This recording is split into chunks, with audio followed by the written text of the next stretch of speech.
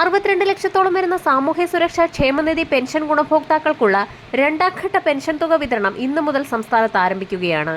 1400, 1600 എന്നിങ്ങനെ അക്കൗണ്ടുകളിൽ ഇന്നലെ മുതൽ തുക എത്തിച്ചേർന്നിട്ടുള്ള ഗുണഭോക്താക്കൾക്ക് പ്രത്യേക അറിയിപ്പെത്തി.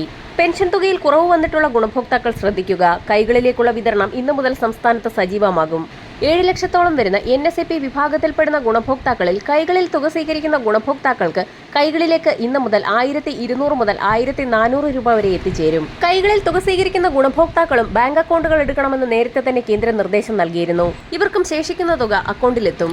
വിധവ, വാർദ്ധക്യ, ഭിന്നശേഷി പെൻഷനുകളിലായി 8 ലക്ഷത്തോളം വരുന്ന ആളുകൾക്കാണ് കേന്ദ്ര വിഹിതത്തിൽ കുറവ് വന്നിട്ടുള്ളത്. പെൻഷൻ തുക വിതരണത്തിന് കൈമാറിയതായി സേവന സൈറ്റിൽ സ്റ്റാറ്റസ് കാണിച്ചിട്ടും തുക ലഭിക്കാത്ത ഗുണഭോക്താക്കൾ ശ്രദ്ധിക്കുക. ഇവർക്കുള്ള തുകയും ഇന്നു മുതൽ എത്തിച്ചേരും. ഒരു മുടക്കവും കൂടാതെ 1600 രൂപ വീതം ഇതുവരെയും എത്തിച്ചേർന്ന ഗുണഭോക്താക്കൾക്ക് വീണ്ടും സന്തോഷവാർത്ത എത്തിയിരിക്കുകയാണ്. ഒക്ടോബർ മാസത്തിൽ ഗുണഭോക്താക്കൾക്ക് ഒരു ഗഡു കുടിശ്ശിക കൂടി വിതരണം ചെയ്തേക്കുമെന്നുള്ള അറിയിപ്പുകൾ കൂടി പുറത്തു വന്നിരിക്കുകയാണ്. ശേഷിക്കുന്ന ഒരു ഗഡു പെൻഷൻ തുകയുടെ വിതരണം കൂടി സംസ്ഥാന സർക്കാർ ആരംഭിക്കുകയാണ്. ഈ സാഹചര്യത്തിൽ സാമൂഹ്യ സുരക്ഷാ പെൻഷനുകളുടെ അർഹത, വിതരണം, നടപടിക്രമങ്ങൾ എന്നിവ സംബന്ധിച്ചും വിവിധ ഉത്തരവുകളെല്ലാം ക്രോഡീകരിച്ച് പുതിയൊരു ഉത്തരവ് വന്നിട്ടുണ്ട്. വിവിധ സ്കീമുകളിലായി പെൻഷൻ തുക കൈപ്പറ്റുന്ന ഗുണഭോക്താക്കൾ നിർബന്ധിത സർട്ടിഫിക്കറ്റുകൾ സമർപ്പിക്കണമെന്നുള്ള അറിയിപ്പുകൾ കൂടി പുറത്തു വന്നിരിക്കുകയാണ്. വിധവ പെൻഷനുകൾ കൈപ്പറ്റുന്നവർ പുനർവിവാഹിതരായിട്ടില്ല എന്ന സാക്ഷ്യപത്രം വാർഡ് അംഗത്തിൽ നിന്ന് വാങ്ങി സമർപ്പിക്കണമെന്നുള്ള നിർദ്ദേശം ചില തദ്ദേശ സ്ഥാപനങ്ങൾ പുറത്തുവിട്ടിട്ടുണ്ട്.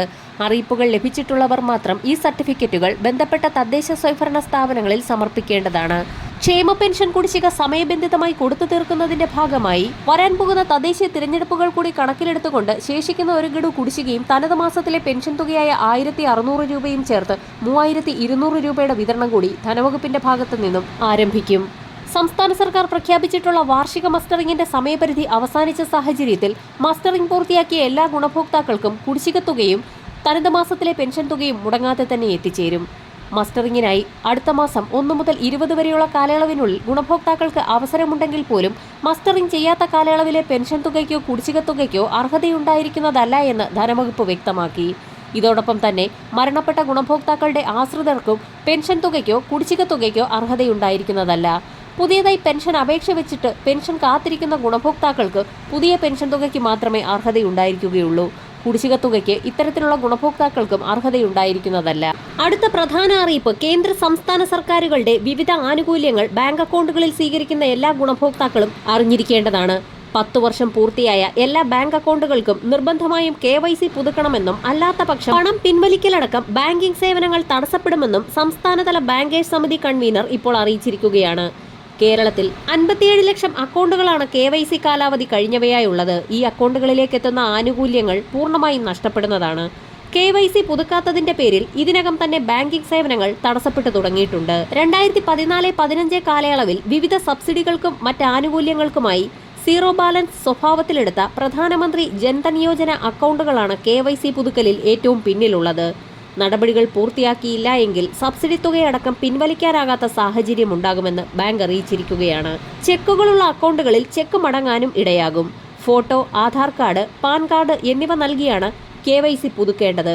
അടുത്ത പ്രധാനപ്പെട്ട വാർത്താ അറിയിപ്പ്: മഹാത്മാഗാന്ധി ദേശീയ ഗ്രാമീണ തൊഴിലുറപ്പ് പദ്ധതിയിലെ അംഗങ്ങൾക്ക് 10,000-ഉം അതിനു മുകളിലും കേന്ദ്ര സംസ്ഥാന സർക്കാർ സഹായത്തോടുകൂടി തന്നെ വിവിധ ക്ഷേമ പദ്ധതികൾ പൂർത്തീകരിക്കുന്നതിന് വേണ്ടിയിട്ട് പുതിയ സ്കീമുകളുണ്ട്. കന്നുകാലി തൊഴുത്ത് നിർമ്മിക്കുന്നതിന് വേണ്ടി ആട്ടിൻകൂട് നിർമ്മാണത്തിന്, കിണർ റീചാർജിംഗ്, അതോടൊപ്പം തന്നെ മണ്ണിര കമ്പോസ്റ്റ് നിർമ്മാണ യൂണിറ്റ് എന്നിങ്ങനെയുള്ള ഒട്ടനവധി സ്കീമുകൾക്ക് വേണ്ടി ധനസഹായം പ്രഖ്യാപിച്ചിട്ടുണ്ട്. തൊഴിലുറപ്പ് പദ്ധതിയിലെ തൊഴിൽ ദിനങ്ങൾ നമ്മുടെ വീട്ടിൽ തന്നെ ഇതിന്റെ നിർമ്മാണവുമായി ബന്ധപ്പെട്ട് ചിലവഴിക്കുന്നതിനും അങ്ങനെ ആ വേതനങ്ങളൊക്കെ നമ്മുടെ അക്കൗണ്ടുകളിലേക്ക് ക്രെഡിറ്റ് ആക്കപ്പെടുന്നതിനും ഇപ്പോൾ സാധിക്കുന്നതാണ്. മാത്രമല്ല, ഈ നിർമ്മാണവുമായി ബന്ധപ്പെട്ട് വിവിധ സാമഗ്രികൾ വാങ്ങേണ്ടതുണ്ട്. ഇവയുടെ എല്ലാം തന്നെ ബില്ലുകൾ ഉൾപ്പെടെ കൃത്യമായി നമ്മൾ സബ്മിറ്റ് ചെയ്ത് കഴിയുമ്പോൾ അതിന്റെ ഫണ്ട് കൂടി നമുക്ക് റീഫണ്ട് ചെയ്ത് ലഭിക്കുന്ന സാഹചര്യവും ഉണ്ടാകും. അതായത് കേന്ദ്ര സർക്കാർ ഇതിനു വേണ്ടി ഫണ്ട് അനുവദിക്കുന്നതാണ്.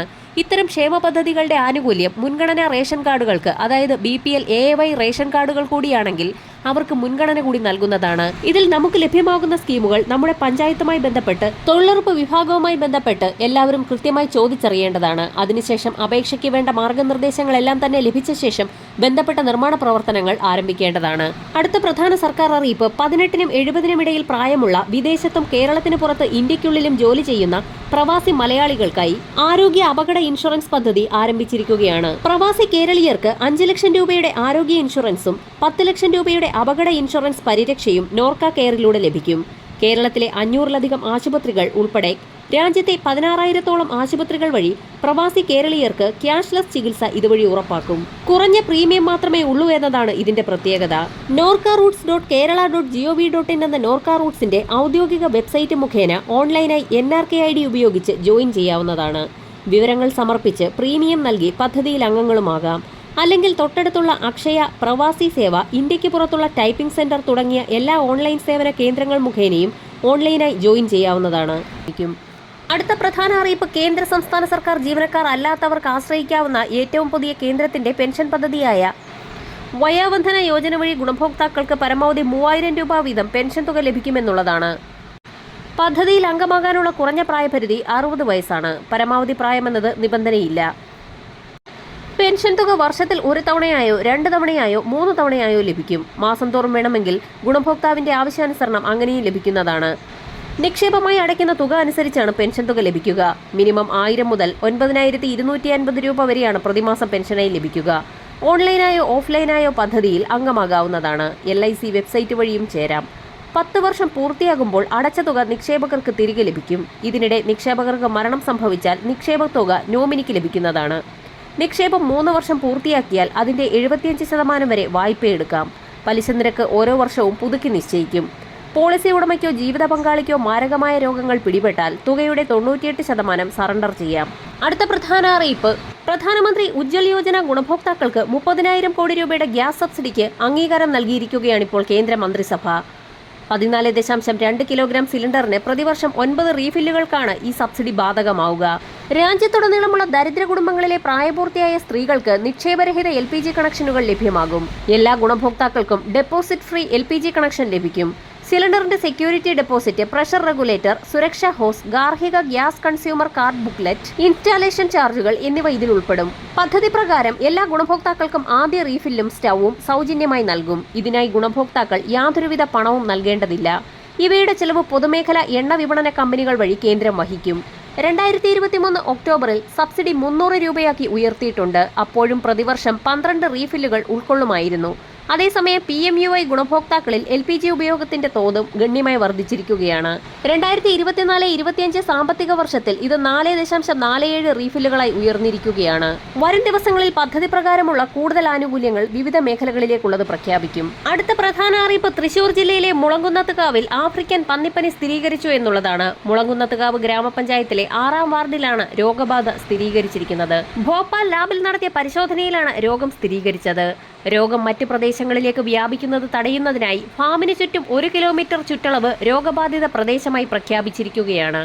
10 കിലോമീറ്റർ രോഗനിരീക്ഷണ മേഖലയായും പ്രഖ്യാപിച്ചു. ഇവിടെ മാംസം വിതരണം ചെയ്യുന്നതിന് കർശന നിയന്ത്രണമുണ്ടാകും. അടുത്ത പ്രധാന അറിയിപ്പ് ആലപ്പുഴ ജില്ലയിൽ രോഗം പടർന്നു പിടിക്കുന്ന സാഹചര്യത്തിൽ അതീവ ജാഗ്രത പുലർത്തണമെന്ന് ജില്ലാ മെഡിക്കൽ ഓഫീസർ അറിയിച്ചു. പാരമിക്സോ വൈറസ് രോഗാണുവിലൂടെയാണ് രോഗം പകരുന്നത്. വായുവിലൂടെ പകരുന്ന ഈ രോഗം ഉമിനീർ ഗ്രന്ഥികളെയാണ് പ്രധാനമായും ബാധിക്കുന്നത്. രോഗം ബാധിച്ചവരിൽ അണുബാധ ഉണ്ടായ ശേഷം ഗ്രന്ഥികളിൽ വീക്കം കണ്ടു തുടങ്ങുന്നതിന് തൊട്ടു മുൻപും വീക്കം കണ്ടു തുടങ്ങിയതിനു ശേഷം 4 മുതൽ 6 ദിവസം വരെയുമാണ് രോഗം സാധാരണയായി പകരുന്നത്. കുട്ടികളിൽ രോഗം കൂടുതൽ കണ്ടുവരുന്നുണ്ടെങ്കിലും മുതിർന്നവരെയും ബാധിക്കാറുണ്ട്. വിശപ്പില്ലായ്മയും ക്ഷീണവും പേശീവേദനയുമാണ് മറ്റ് പ്രധാന ലക്ഷണങ്ങൾ.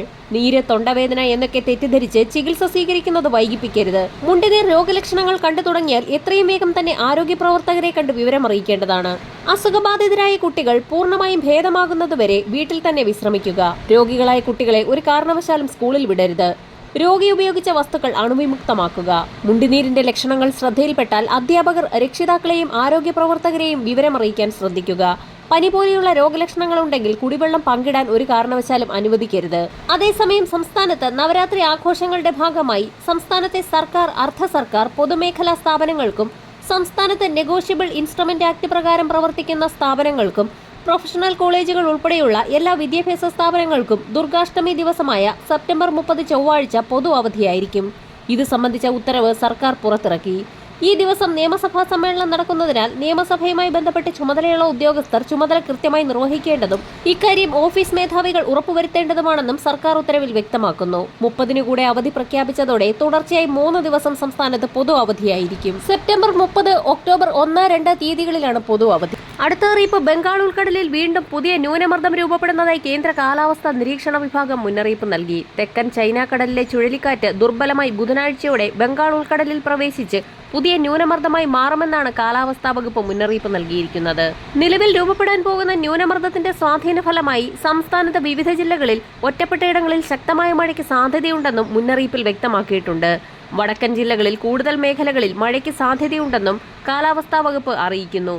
ശക്തമായ മഴ കണക്കിലെടുത്ത് വടക്കൻ കേരളത്തിൽ വിവിധ ജില്ലകളിൽ ജാഗ്രതാ നിർദ്ദേശം നൽകി. വരും മണിക്കൂറുകളിൽ മലപ്പുറം, കോഴിക്കോട്, വയനാട്, കണ്ണൂർ, കാസർഗോഡ് ജില്ലകളിൽ അതിശക്തമായ മഴയ്ക്ക് സാധ്യത. കേരളത്തിലെ പത്തനംതിട്ട, ആലപ്പുഴ, ഇടുക്കി, കോട്ടയം, എറണാകുളം, തൃശൂർ, പാലക്കാട്, മലപ്പുറം, കോഴിക്കോട്, വയനാട് ജില്ലകളിൽ ഒറ്റപ്പെട്ടയിടങ്ങളിൽ ഇടിമിന്നലോടുകൂടിയ ഇടത്തരം മഴയ്ക്കും ചില പ്രദേശങ്ങളിൽ അതിശക്തമായ മഴയ്ക്കും സാധ്യതയുണ്ട്. മഴയ്ക്കൊപ്പം മണിക്കൂറിൽ ശക്തമായ കാറ്റിനും സാധ്യതയുള്ളതിനാൽ പൊതുജനങ്ങൾ ജാഗ്രത പാലിക്കണമെന്ന് ദേശീയ ദുരന്ത നിവാരണ അതോറിറ്റി മുന്നറിയിപ്പ് നൽകി.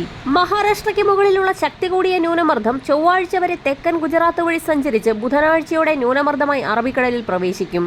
2 ന്യൂനമർദ്ദവും കേരളത്തിലെ മഴ സാധ്യതയെ വർദ്ധിപ്പിക്കും. മധ്യ വടക്കൻ ജില്ലകളിൽ അതിശക്തമായ മഴയ്ക്ക് സാധ്യതയുണ്ട്. കേരള തീരത്ത് അതിശക്തമായ കാറ്റിനും ഉയർന്ന തിരമാലകൾ കാരണം കടലാക്രമണത്തിന് സാധ്യതയുള്ളതിനാൽ മത്സ്യത്തൊഴിലാളികളും തീരദേശവാസികളും അതീവ ജാഗ്രത പുലർത്തണമെന്ന് ദേശീയ സമുദ്രസ്ഥിതി പഠന ഗവേഷണ കേന്ദ്രം മുന്നറിയിപ്പ് നൽകി. വരും മണിക്കൂറുകളിലെ വാർത്തകൾക്കും അറിയിപ്പുകൾക്കുമായി ചാനൽ സബ്സ്ക്രൈബ് ചെയ്യാൻ മറക്കാതിരിക്കുക.